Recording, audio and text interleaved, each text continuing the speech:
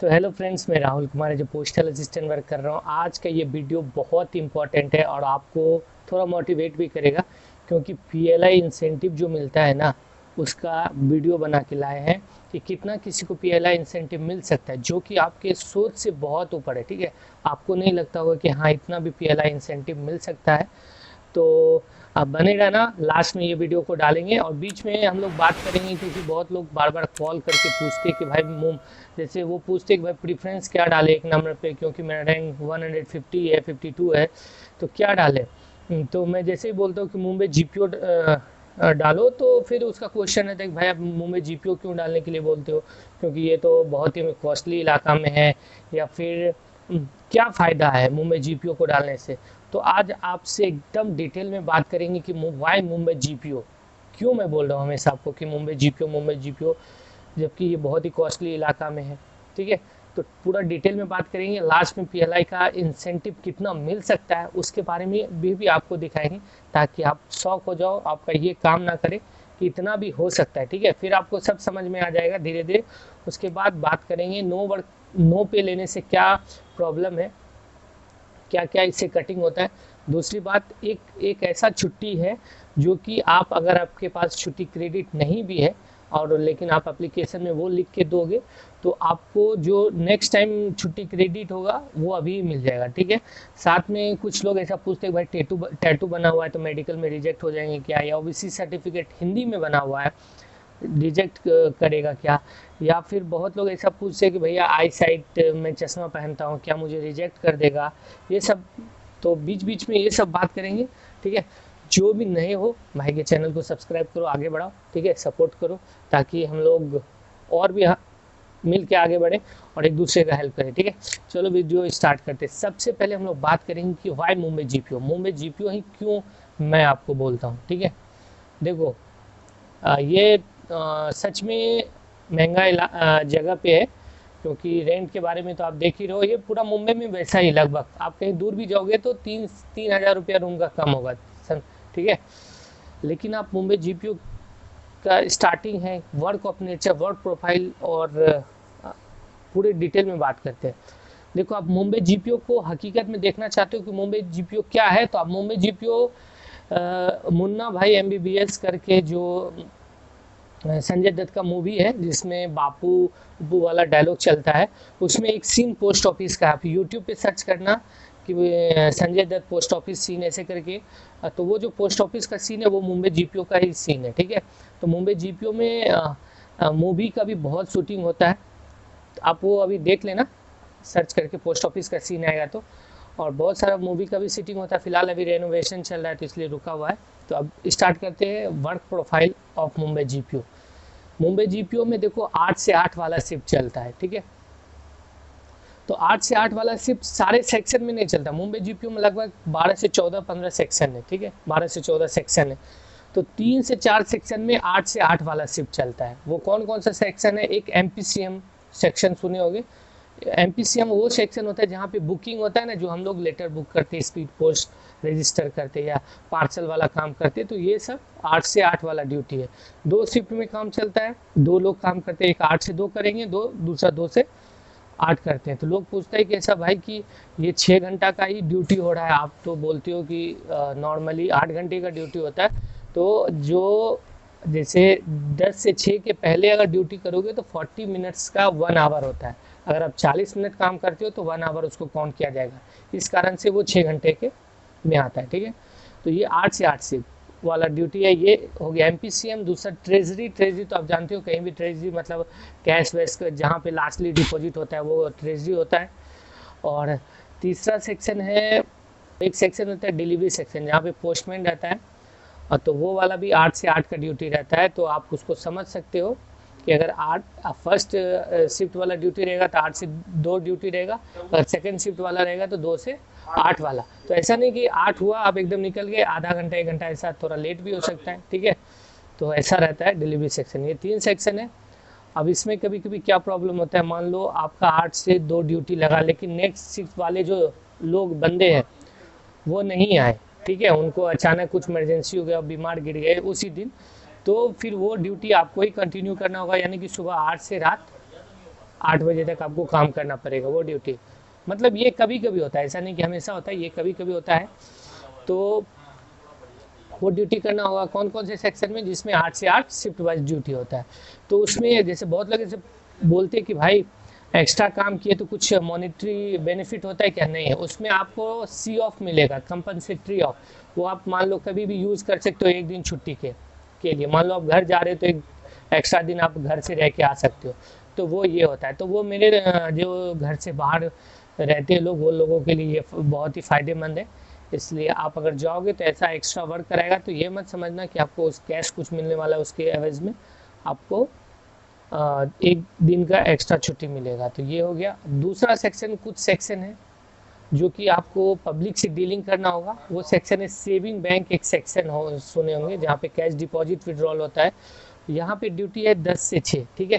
Counter पे duty रहता है। काउंटर पे कितना, जैसे आप लोगों का पूछना होगा कि भैया काउंटर क्या पूरा दिन भर खुला रहता है क्या, 10 से 6? नहीं, काउंटर 10 से 3 चलता है। 3 के बाद आपको पब्लिक को डील नहीं करना है। उसके बाद आपको कैश टैली वैली करके और जो अपना हिसाब है, जितना कैश डिपॉजिट किए, जितना कैश लाए थे, जितना कैश को टैली करना है। उसके बाद फिर कैश जाके ट्रेजरी में जमा कर देना है। फिर जमा करके फिर आपको जो थोड़ा बहुत है उसके बाद आप ऑफिशियल थोड़ा बहुत जो काम रहता है वो करना है। तो ये हो गया सेविंग बैंक वाले सेक्शन में। तो यहाँ भी, यहाँ 10 से 6 ही ड्यूटी रहता है, उससे ज़्यादा ड्यूटी नहीं रहता है। बीच में आपको लंच आवर मिलेगा। अगर काउंटर पे काम करोगे तो आधे घंटे का लंच आवर रहता है। हो गया।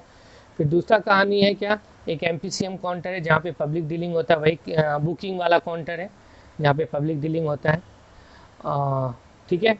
और एक पीएलआई सेक्शन है, पोस्टल लाइफ इंश्योरेंस, जिसके बारे में आज हमको इसमें कितना फ़ायदा होता है वो लास्ट में दिखाएंगे आपको। तो पीएलआई सेक्शन में भी पब्लिक डीलिंग होता है, लेकिन यहाँ पीएलआई में ज़्यादा पब्लिक नहीं आती है, ठीक है। ये नॉर्मली पब्लिक रहती है। इसमें जैसे एमपीसीएम और एसबीआई में सेविंग बैंक वाले सेक्शन में थोड़ा रस रहता है पब्लिक का, वो इस वाले सेक्शन में नहीं रहता। क्योंकि पीएलआई में क्या है, पब्लिक एक आध दो, मतलब कुछ कुछ पब्लिक आई वो तो फॉर्म वॉर्म फिल करके आपको दे देगी, और फिर आप बाद में भी ये कर सकते हो, आज कर सकते हो, कल कर सकते हो। लेकिन सेविंग बैंक में तो आप किसी का कैश रख के, मतलब ऐसा नहीं कर सकते कि कैश रख लिए कल डिपॉजिट करेंगे, तो वो फ्रॉड हो जाएगा। हाँ, पोस्ट ऑफिस जाने से पहले हम यही बताएंगे कि फ्रॉड करने से बचना, क्योंकि अगर फ्रॉड करोगे तो बहुत, फिर तो नौकरी तुरंत चला जाएगा। फ्रॉड मतलब क्या हो गया कि किसी का साइन देख के उसके साइन करके पैसा निकाले। लेकिन ये तुमको लगेगा कि उस टाइम हम नहीं पकड़ाएंगे, लेकिन बाद में कभी ना कभी पकड़ाओ, क्योंकि 5-6 फेज से गुजरना पड़ता है वो कोई भी डिपॉजिट होता है तो, ठीक है। आपके बाद 5-6 फेज के चेक होता है उसमें, कभी 10 साल के बाद भी आपको रिकवरी लग सकता है। इसलिए, ठीक है। जैसे बहुत लोगों का क्वेश्चन है, पूछते हैं कि भैया कैश काउंट करने में कोई दिक्कत तो नहीं हो जाता, कभी कैश घटता है बढ़ता है? ऐसा कुछ भी नहीं होता है। आप जैसे काम करोगे ना तो आपको सब आइडिया हो जाएगा। कैश काउंट करने के लिए मशीन रहती है, फिर एक बार हाथ से काउंट कर सकते हैं। इसलिए वैसा कुछ नहीं कि कैश काउंटर पे बैठेंगे तो कैश घट जाएगा, वैसा कुछ भी नहीं होता, ठीक है। तो इसलिए टेंशन मुक्त रहना। ये हो गया फ्रंट लाइन वाला मतलब। अब मुंबई जीपीओ का जो मेन थीम है वो बताता हूँ। क्योंकि आप किसी भी पोस्ट ऑफिस में जाओगे तो बैक ऑफिस में मुश्किल से 5 से 6 10 लोगों को काम करते हुए देखोगे, लेकिन मुंबई जीपीओ में बैक ऑफिस में कम से कम 300 पीए, कम से कम बोले 300 पीए काम कर रहे हैं। तो अगर आप ज्वाइन करने के लिए जाते हो, अगर आपको काउंटर पे थोड़ा दिक्कत होता है स्टार्टिंग में, तो देखो मुंबई जीपीओ में काउंटर पे आपके बैठाएगा नहीं, एकदम पक्का है। ये मत सोचना कि स्टार्टिंग, जब तक पीटीसी ट्रेनिंग नहीं होती है तो आपको काउंटर पे नहीं बैठाएगा। हाँ, जैसे ही आप ऑफिस में जाते हो तो आप बोल सकते हो सर को कि सर मेरा पेपर वर्क ज़्यादा अच्छा है, मेरे को बैक ऑफिस वाला जो सेक्शन है वो दे दो, तो आपको मिल सकता है। क्योंकि अब रिक्वेस्ट करोगे तो मिल जाएगा। क्योंकि बैक ऑफिस में सुनो कौन कौन सा सेक्शन है, एडमिन सेक्शन, एडमिनिस्ट्रेटिव सेक्शन जो पूरा जीपीओ को चलाता है, तो उसमें 60 पीए हैं, लगभग 50 से 60 पीए हैं। दूसरा मेरा अकाउंट सेक्शन है, इसमें 47 पीए हैं, ठीक है। तीसरा इन्वेस्टिगेशन सेक्शन एक होता है जिसका काम रहता है कि मान लो कुछ फ्रॉड ये वो हुआ तो उसका जांच वाँच करना, इसमें 5 से 10 पीए है। कंप्लेन सेक्शन है, यहाँ भी बैक ऑफिस का वर्क है, इसमें भी 10 पीए के लगभग है। उसके बाद ट्रेजरी है, ये भी बैक ऑफिस वाला सेक्शन है, इसमें भी 10 से 15 पीए है। फिर इसी तरह से बहुत सारा सेक्शन है जिसमें कि आप 300 लोगों के लिए बैक ऑफिस का काम आपके पास है। एक और फ्रंट लाइन वाला सेक्शन है अपना, उसको बोलते हैं ये फिलेटली सेक्शन, ठीक है। फिलेटली सेक्शन में भी फ्रंट लाइन सेक्शन होता है, यहाँ पे आपको पब्लिक आएगी पब्लिक मतलब ऐसा है, सेविंग बैंक काउंटर वाला जैसा नहीं रहता, नॉर्मल रहता है, लेकिन आपको पब्लिक डीलिंग करना पड़ेगा। तो इस और एक अपना सेक्शन है सिस्टम एडमिन सेक्शन। अगर आप बीटेक साइंस से किए हो, बीटेक अगर आप कंप्यूटर साइंस से किए हो, तो आप बोल सकते हो ऑफिस में कि मेरे को कंप्यूटर में अच्छा नॉलेज है, तो आपको काउंटर पे वर्क नहीं देगा, वो एडमिन सिस्टम एडमिन में वर्क देगा, जहाँ पे आपको सर्वर मतलब पूरा जीपीओ का जो सर्वर है या फिर कंप्यूटर में कुछ सर्वर नहीं आ रहा है, तो वो सबसे रिलेटेड इशू आपको देखना पड़ेगा। तो मतलब ऐसा भी है चांसेस कि जीपीओ में फ्रंट लाइन ना होके बैक ऑफिस वर्कर भी आपको मिल सकता है। लेकिन दूसरे ऑफिस में क्या है, दूसरे ऑफिस का आप सुनो, दूसरे ऑफिस का है कि अकाउंट सेक्शन में काम कर रहे हो, अगर कोई काउंटर वाला लड़का नहीं आया तो आपको तुरंत काउंटर पे बिठा देगा, ये कोई फिक्स नहीं रहता कि आपको यही काम मिलने वाला। लेकिन जीपीओ में क्या है, सेक्शन वाइज आदमी बैठा है, अगर आप अकाउंट सेक्शन में हो तो आप अकाउंट का ही काम करोगे, आपको कभी भी क्या कहता है सेविंग बैंक जहाँ कैश डिपॉजिट होता है या ट्रेजरी या फिर और भी कोई सेक्शन का काम नहीं मिल सकता। काम तभी मिलेगा जब आपका ट्रांसफ़र इस सेक्शन से उस सेक्शन में हो जाता है। लेकिन और कोई पोस्ट ऑफिस में क्या है कि आपको मल्टीपल टाइप का काम सीखना पड़ेगा। जीपीओ में क्या है, एक तरह का काम सीख रहे हो तो एक ही तरह का काम सीख रहे हो। लेकिन दूसरे ऑफिस में क्या है, मान लो ट्रेजरी सेक्शन में भी 10 दिन से काम कर रहे हो, कोई लड़का अकाउंट सेक्शन में नहीं आया, अकाउंट्स में जरूरत है आपको अकाउंट्स पे भेज देगा, या फिर ट्रेजरी में काम कर रहे हो एमपीसीएम काउंटर पे नहीं है, बुकिंग काउंटर पे, तो वहाँ पे आपको भेज देगा। या फिर इधर किसी और सेक्शन में काम कर रहे हो और पीएलआई के काउंटर पे आदमी नहीं आया तो वहाँ पे भेज देगा। एक बात और जान लो कि हमारे जो पोस्ट ऑफिस में है ना, वहाँ पे रेलवे काउंटर भी होता है, ठीक है, इसलिए टिकट और पोस्ट ऑफिस में भी बुकिंग होता है। आधार काउंटर भी होता है जहाँ पे आप आधार बनवा सकते हो, पासपोर्ट काउंटर भी होता है जहाँ आप पासपोर्ट बनवा सकते हो, या फिर बहुत सारा ऐसा काउंटर रहता है पोस्ट ऑफिस में, या फिर इलेक्ट्रिक बिल, गैस बिल, ये वो सब भर सकते हो पोस्ट ऑफिस में। ये सब फ्रंट लाइन है, यहाँ पे आपको पब्लिक को डील करना पड़ेगा। लेकिन मेन जो पब्लिक को डील करना है वो है कैश डिपॉजिट विड्रॉल, एमपीसीएम काउंटर जहाँ पे बुकिंग होता है लेटर का, ये सब मेन काउंटर हुआ, ठीक है।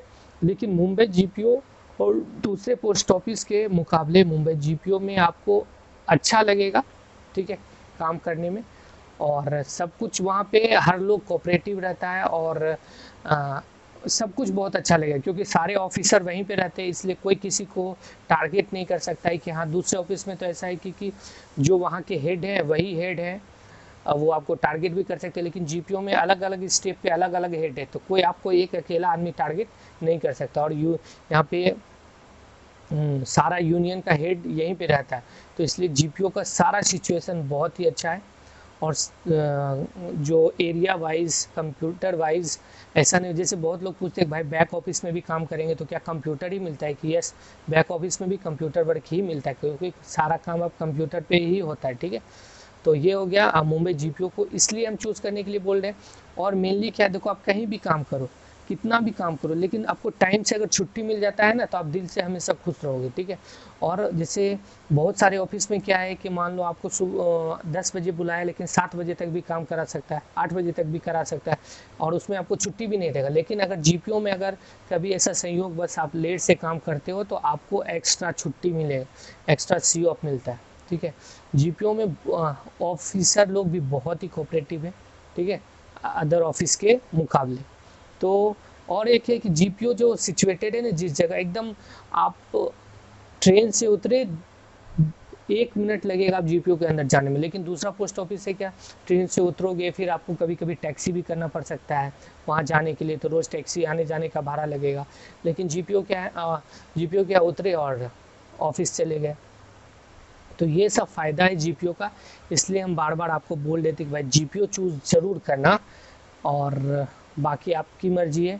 और हाँ, एक जो मेन क्वेश्चन है सभी लोगों का कि क्या जीपीओ से जीपीओ में ही ट्रांसफ़र होता है या अदर ऑफिसेज में भी हो सकता है। देखो जीपीओ पीएपीओ कैडर के ही अंदर आता है, postal assistant in post office, इसलिए ऐसा ज़रूरी नहीं है कि जीपीओ से जीपीओ ही ट्रांसफ़र होगा। आपको अगर जीपीओ, जैसे हमारे जीपीओ से बिहार के लिए हाल फिलहाल में एक लड़का बेगूसराय गया है, छोटे पोस्ट ऑफिस से उसको मिला, हेड पोस्ट ऑफिस मिला है। अब बिहार ही जीपीओ से हमारा जो सिटी मुंगेर सिटी है वहाँ गया है, आराम से गया है, कोई दिक्कत नहीं है। तो इसलिए ये मत समझना कि जीपीओ फिल कर दिए तो अब हमको दूसरी जगह जीपीओ ही जाना पड़ेगा, तो जो कि फ़ायदेमंद नहीं है, ठीक है। और चलो जीपीओ का जो फ़ायदा था वो बताएं, और अब और कुछ कुछ थोड़ी थोड़ी बात हम लोग करेंगे जो कि आपको बहुत ही बेनिफिशियल है। एक बात और सबसे अच्छी मुंबई जीपीओ का ये है कि सिटी एरिया में है, ठीक है, आपको लैंग्वेज का कुछ भी इशू नहीं रहेगा होगा। और ऑफिस में भी जैसे जो भी लोग हैं वो बहुत ही कोऑपरेटिव हैं, वो खुद महाराष्ट्रियन है तो वो अपने लैंग्वेज में बात करेंगे, लेकिन जब आपसे बात करेंगे तो हिंदी में ही बात करेंगे। या फिर काउंटर पे जो लोग जैसा मतलब अगर महाराष्ट्र के आते हैं तो वो अगर आप जान जाएंगे कि आप हिंदी में जानते हो बोलने के लिए, तो वो हिंदी में ही बात करते हैं, कोई ऑब्जेक्शन नहीं करते। लेकिन लेकिन क्या है कि आपको यहाँ सिखाने के लिए भी बहुत लोग रहेगा मराठी वर्ड, ठीक है। और दूसरे पोस्ट ऑफिस 2 4 5 लोग रहेंगे तो आपको टाइम भी नहीं मिलेगा। और यहाँ तो अलग अलग सेक्शन है, अलग अलग आदमी है, ज़्यादा से ज़्यादा आदमी है, तो आपको लैंग्वेज सीखने में 3 से 4 महीने में लगभग बात आपको समझ आने लगेगा। लेकिन मेरे को देखो अभी बहुत 87% सोचो बात समझ में आता है। लेकिन दूसरा और एक और चीज़ है मुंबई जीपीओ का, क्या कि इसका कोई सब ऑफिस नहीं है। मुंबई जीपीओ सिंगल एक ही ऑफिस है, ठीक है। दूसरे पोस्ट ऑफिस दूसरे पोस्ट ऑफिस का क्या है कि दूसरे पोस्ट ऑफिस का दूसरे डिवीज़न का क्या है, बहुत सारा सब ऑफिस रहता है। मुंबई जीपीओ का कोई सब ऑफिस नहीं है। एक बार मुंबई जीपीओ में आपका जॉब लग गया, टिल आपका डेथ आप मुंबई जीपीओ में ही रहोगे, उससे आपका ट्रांसफ़र कहीं भी नहीं होगा जब तक आप खुद से नहीं फॉर्म फिल करते हो ट्रांसफ़र वाला। लेकिन दूसरे पोस्ट ऑफिस में क्या है कि आपका ऑफिसर का मन हुआ, कोई ऑफिस छोटे पोस्ट ऑफिस वाला छुट्टी पे गया, आपको यहाँ से वहाँ भेज देगा, फिर तीसरे जगह छुट्टी पे चला गया तो वहाँ से वहाँ भेज देगा, ऐसा चलता है। तो आपका कोई फिक्स नहीं रहता। कभी कभी ऐसा बहुत होने लगता है तो लोग इरिटेट भी हो जाते हैं, ठीक है। और जैसे विलेज एरिया में आपका ड्यूटी पड़ गया तो वहाँ पे लैंग्वेज का अच्छा इशू हो जाएगा। इसलिए हम बार बार बोलते थे कि मुंबई जीपीओ चूज़ करो, ताकि आपको ऐसा लगे ही ना कि आप घर से कहीं दूर आए हो। अगर दूसरा पोस्ट ऑफिस लेते हो और अगर आपको एसओ या विलेज एरिया में मिल जाता है तो आपको मान लो वहाँ पे 80% लगेगा कि घर से दूर आए हैं, तो मुंबई जीपीओ में 40% लगेगा कि घर से दूर आए हैं, ठीक है। लोगों यहाँ के लोगों को कहना है कि तुम लोग अगर घर से दूर आए हो और मुंबई जीपीओ मिल गया है तो सोचो कि यार तुम बहुत अच्छा किए हो, क्योंकि यहाँ पे जो सुख सुविधा है, जो सुविधा यहाँ मौजूद है वो दूसरे पोस्ट ऑफिस में नहीं है। वो आप देख लेना, जब आपको अगर आपका रैंक अच्छा होगा, आपका मुंबई जीपीओ मिल जाएगा तो आपको समझ में आएगा। दूसरे पोस्ट ऑफिस के दोस्त वैसे तो इस बार सब लोग बहुत ही एक दूसरे से मिले हुए हैं, तो पता चलेगा ही कि कहाँ पे कैसा काम है, कहाँ पे किसको क्या मिला है। क्योंकि ट्रेनिंग में जब हमारे साथ लोग आते थे ना ट्रेनिंग में, तो हम लोगों को बताते थे यार हम लोग तो बहुत ये प्रॉब्लम में, कभी यहाँ भेज देता है कभी वहाँ भेज देता है, ठीक है। तो इसलिए बोल रहे थे मुंबई जीपीओ को चूज़ करने, ठीक है। और चलो अब एक दो और बात करते हैं। ये वीडियो आज लॉन्ग होगा, लॉन्ग होने दो, आपको ज़रूरी है, आप ज़रूर देखना, ठीक है।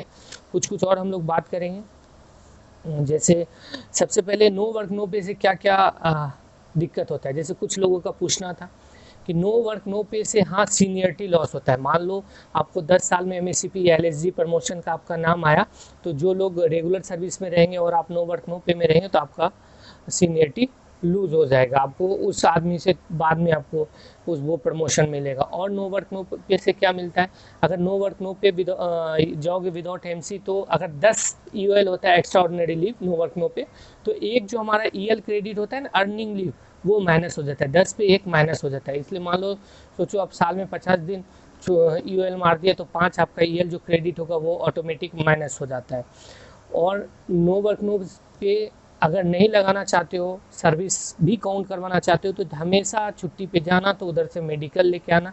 अगर मेडिकल में कुछ प्रॉब्लम है तो आपको कोई दिक्कत नहीं होगा, ठीक है। एक जो चीज़ है मेन बताने वाले हैं कि आपके पास लीव नहीं भी है लेकिन आप लीव लेना चाहते हो, तो ऑफिसर को आपको लिख के देना होगा एक word LND, leave not due. इसका मतलब क्या होता है कि जो अगर अभी आपके पास छुट्टी नहीं है लेकिन वो आपको बाद में जो क्रेडिट होगा छुट्टी, वो छुट्टी आप अभी ले सकते हो, ठीक है।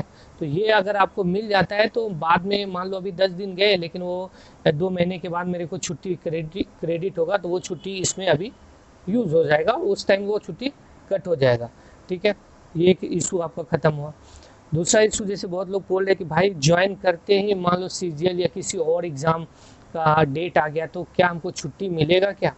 ज़रूर मिलेगा।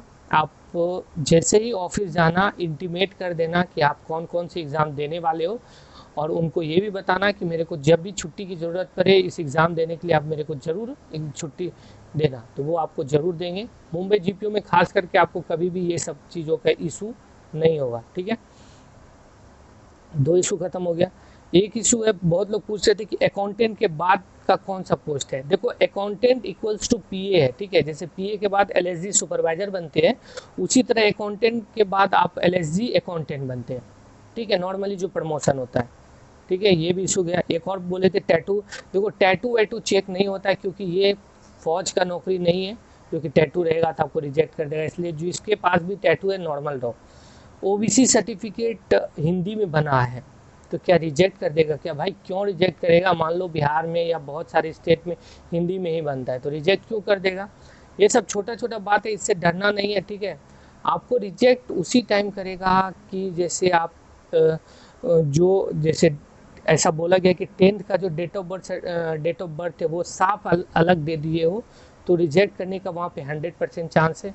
मेडिकल ग्राउंड पे इससे आई साइड कमज़ोर है, ये वो थोड़ा सा रीमेडिकल करेगा, उसमें भी कुछ ज़्यादा है तो, लेकिन वो बाद में बोर्ड बैठती है, जो हॉस्पिटल में तुम जाओगे ना वहाँ बोर्ड बैठती है, और वो क्या करेगी, आप बोर्ड बैठेगी, फिर सब डॉक्टर आपस में बात करते हैं और नेचर ऑफ वर्क देखता है कि हमारा वर्क क्या है।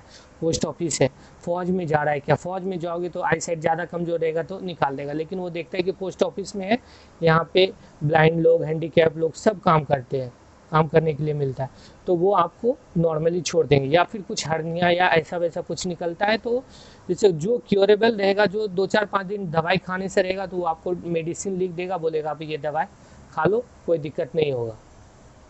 एक बात और, जिसके भी सर्टिफिकेट में ध्यान करना, जिसके भी सर्टिफिकेट में फादर मदर के नेम में थोड़ा भी इधर उधर है, खुद के सर्टिफिकेट में, ऐसा नहीं कि फादर के सर्टिफिकेट में नहीं कि फादर का आधार कार्ड, मदर का आधार कार्ड, ऐसा नहीं, खुद के सर्टिफिकेट में अगर नाम कहीं पे ए जेड या ये सब में कुछ मिस्टेक है तो एफिडेविट करवा लो, सारा इशू खत्म हो जाएगा। और हाँ, बहुत लोगों का ये क्यूरी है कि भाई फादर के सर्टिफिकेट में नाम अलग है, मेरे सर्टिफिकेट में नाम अलग है, मेरे सर्टिफिकेट का सारा फादर का नाम सेम। देखो आपका सिर्फ सर्टिफिकेट चेक होगा, आपके फादर का सर्टिफिकेट चेक नहीं होने वाला है, सिर्फ आपका जो अपना सर्टिफिकेट लेके जाओगे वही चेक होने वाला है, इसलिए उससे सर्टिफिकेट में क्या नाम है नहीं है उससे ज़्यादा इशू नहीं होगा, ठीक है। अब हम लोग बात करते हैं पीएलआई इंसेंटिव के बारे में, ठीक है, जो कि आपका मेन टॉपिक है, ठीक। देखो पीएलआई इंसेंटिव के बारे में का जो अभी वीडियो दिखाएंगे, बहुत लोगों का ऐसा पूछना है कि भाई पीएलआई इंसेंटिव मिलता है या मेडिकल जो हम लोग डालेंगे तो वो पेमेंट होता है क्या नहीं होता, वो मेरे को जेन्युइनली दिखाओ, तो आज मैं आपको दिखा रहा हूँ वीडियो में। पीएलआई इंसेंटिव क्या क्या कितना परसेंटेज मिलता है वो मैं बताता हूँ। जैसे बहुत लोगों को क्या लगता है कि पीएलआई किसी आदमी का बिजनेस किया मेरे एजेंट कोड के थ्रू तो एक ही महीने में मिलेगा क्या इंसेंटिव, ऐसा नहीं है। देखो बात, जैसे भी आप ज्वाइन करोगे तो आप कोशिश करना कि जो पीएलआई सेक्शन है वहाँ पे बोलने के लिए कि मेरा एजेंट कोड बना दो, तो वो बना देगा, एक आध महीना कुछ महीना लगता है, ठीक है। लेकिन हाँ, जैसे आप ज्वाइन करोगे ना तो जो ऑफिसर रहेगा वो बोलेगा एक पीएलआई ले लो, क्योंकि वो पीएलआई लेने के लिए इसलिए बोलता है कि वो जानता है कि आप पैसा जमा करोगे ही करोगे, तो उसको जब तक आप जमा करोगे उसको इंसेंटिव मिलता रहेगा। तो पीएलआई का क्या फंडा है, अगर आपका एज 20 है ना, 20 या 21 वाला, तो अगर आप 21 वाला है तो आपके ऊपर उसको 20% इंसेंटिव मिलता है। मतलब आप अगर हर महीने के 3,000 रुपया जमा करोगे पीएलआई में तो 600 रुपया इंसेंटिव मेरे को आएगा, ठीक है। या फिर आप उसी तरह से अगर एज थोड़ा ज़्यादा आ गया तो उसमें 10% मिलता है, और बहुत ज़्यादा एज हो गया तो उसमें 5 या 4% ही इंसेंटिव मिलता है। तो क्या है, मान लो देखो क्या है, जैसे 20 साल इसमें जो हम लोग पॉलिसी लेते हैं वो हमारा रहता है 10 साल, 20 साल, 15 साल, 5 साल ऐसा। तो मान लो कोई आदमी तुमसे 20 साल का इंसेंटिव लिया, वो हर महीने 3,000 जमा कर रहा है, तो आपको सोच लो कि 600 रुपया मिलेगा। ऐसा ऐसा अगर आदमी अगर पूरे साल में आप 100 आदमी को देख लिए, 100 आदमी आपको मिल गया, मान लो आप दूसरी जगह गए हो तो आपको लगता होगा कि नहीं मिलेगा, लेकिन मिल जाता है, ठीक है, अगर आप उस पर वर्क करोगे तो, ठीक है, तो मिल गया। तो सोच लो कि 100 आदमी इंटू 600 करो कितना हो जाता है, इतना साल का आपका इनकम हो गया, तो बहुत है, ठीक है। तो इसमें फेयर वे में, मतलब फेयर वे में आप अच्छा इनकम कर सकते हो। मान लो जो जिसका होम स्टेट मिल गया तो वो वहाँ तो वो और ही इनकम कर सकता है, या फिर जिसको एसओ मिल जाता है, क्योंकि वहाँ एसओ में क्या होता है, पोस्टल असिस्टेंट ही लगभग सब कुछ रहता है।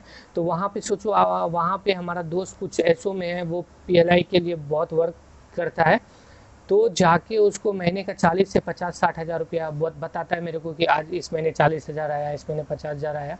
तो ऐसा है। अब हाँ, एक जो मेन क्वेश्चन है आप लोगों का कि क्या पीएलआई इंसेंटिव बढ़ता है क्या? नहीं, वो बढ़ता नहीं है। आप जब बिजनेस करोगे तभी आपको आएगा। ऐसा नहीं कि पीएलआई में आप वर्क कर रहे हो तो आपको इंसेंटिव मिल जाएगा, नहीं, आपको बिजनेस करना पड़ेगा। जैसे आप सोच लो ना, एलआईसी का जैसे एजेंट रहता है ना, वैसे पीएलआई का हम लोग एजेंट कोड जो लोगे तो वही पीएलआई का एजेंट हो जाता है। तो अगर आप वर्क करोगे तो ही अच्छा कमाओगे, ऐसे नहीं कि बैठे हैं और आपके पास आ गया पैसा, वैसा नहीं होता, आपको वर्क करना पड़ेगा तो आपको पीएलआई में इंसेंटिव मिलता है। ठीक है, तो बाकी बात और भी कुछ आपको इशू लगता है कि आपको पूछना चाहिए भाई से, तो कमेंट करो, कोशिश करेंगे आपको बताने का। जो भी नए हो, अभी तक पोस्टल असिस्टेंट में 2022 या 21 से ज्वाइन करने भी वाले हो, कर चुके हो, तो भी मेरे चैनल को ज़रूर सब्सक्राइब करना, ताकि आपको कभी कुछ इशू आता है पोस्टल असिस्टेंट में वर्क करते हुए तो आपका भाई है आपके पास, अच्छा सॉल्यूशन देगा, ताकि आपको जो वो इशू है ज़रूर आपको वो सॉल्व हो जाएगा। ठीक है, और आप लोगों के कहने पे, ठीक है, अब पीएलआई इंसेंटिव कितना मिलता है, नहीं मिलता है, क्या है जो आप बोल रहे हो वो रियल है या नहीं, तो उसका एक वीडियो बनाया है, उस वीडियो को देखना और थोड़ा मोटिवेट होना, ताकि आप तो भी ज्वाइन करो। तो अगर आप, जैसे बहुत लोगों को ऐसा लग रहा है अभी कि भाई मान लो ज्वाइन किए, दूसरा नौकरी नहीं हुआ तो क्या इसमें गुजारा हो सकता है क्या, या फिर आप मुंबई में हो मान लो तो आपका पेमेंट बचता है क्या? भाई देखो, अगर आप देखो, खर्च करने का तो आदमी 2 लाख रुपये मंथ भी कर सकता है, लेकिन जिस हिसाब से आपका नौकरी मिला है उस हिसाब से ही आपको खर्च करना पड़ेगा। तो आप इतना सोच सकते हो कि अगर शेयरिंग में रहोगे नज़दीक में तो आपका मैक्सिमम खर्च 15,000 जाएगा, ये मैक्सिमम बोल रहे हैं, ये हो सकता है अब 10 से 12 हज़ार में भी सिमट जाए, लेकिन मैक्सिमम 15,000 जाएगा। आपको मिलेगा कितना? 45,400 या 600, तो भी आपको 30,000 रुपया बच रहा है। ठीक है, 400 को हटा दो तो भी आपको 30,000 बच रहा है, तो ऐसा नहीं है। और 30,000 बच रहा है, आप जैसे कि देखो जिस लेवल का जॉब है उस हिसाब से ही बचेगा ना। आप सोचोगे कि 45,000 मिल रहा है, 45,000 ही बच जाए, तो ऐसा नहीं होता किसी भी जॉब में। ठीक है, कोई भी जॉब में जाओ, जैसे एक भाई बोल रहा था कि भाई क्या आप पोस्टल असिस्टेंट से BMW खरीद सकते हैं क्या? तो भाई आप कोई भी जॉब आईएएस भी बन जाओगे ना तो उससे भी BMW नहीं खरीद सकते हो। ठीक है, ऐसा कोई बोल रहे थे। जैसे एक भाई बोल रहा था कि भाई मान लो पोस्टल असिस्टेंट बन गए तो ये कर लेंगे क्या, वो कर लेंगे क्या? तो आपको एक एग्जांपल देते हैं कि मुंबई में जो घर मिलता है ना वो 70 लाख, 80 लाख, 1 करोड़, 2 करोड़ में मिलता है। और यहाँ जो पोस्टल असिस्टेंट जो वर्क कर रहा है, बहुत लोगों ने 2-3 घर खरीद रखा है। तो कैसे खरीदा है मेरे को पता नहीं, लेकिन आप जैसे जैसे ये करोगे, बचत करोगे, तो वो आप पे डिपेंड है, खर्च करने का भी आप पे डिपेंड है। जैसे बोनस के लिए बोल रहे थे भी, बहुत लोग बोल रहे थे भाई हम लोग ज्वाइन करेंगे तो अभी बोनस मिलेगा क्या? बोनस प्रीवियस ईयर में का मिलता है, मतलब अभी जो ये बोनस मिलेगा ना 2022 के अप्रैल से 2023 के मार्च तक का मिलता है। ठीक है, फिर अगर आप इस बार ज्वाइन करोगे नवंबर में मान लो, तो सोच लो 2023 के अप्रैल से 2024 के मार्च तक में मिलेगा, तो आपको नवंबर, दिसंबर, जनवरी, फरवरी, मार्च इतने महीने का बोनस मिलेगा। ठीक है, तो इस बार अभी बोनस मिलने वाला नहीं है, इसलिए आराम से रहो। और फिर और भी कुछ लगता है तो बिंदास बताओ, डरो मत। ठीक है, डरो मत, बिंदास बताओ, और चैनल को सब्सक्राइब करो। सिर्फ वीडियो देखो मत, सब्सक्राइब भी करो, लाइक करो थोड़ा सा।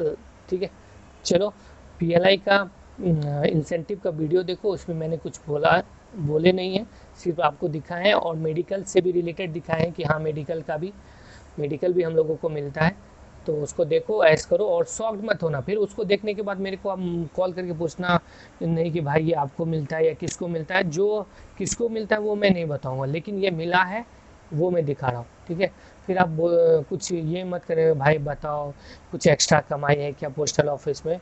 ये फेयर वे में है, सरकार बोल रही है कि आप बिजनेस करो और कमाओ। तो चलो देखो वो वीडियो, ऐश करो और भाई को सपोर्ट करो, आगे बढ़ो। चलो, थैंक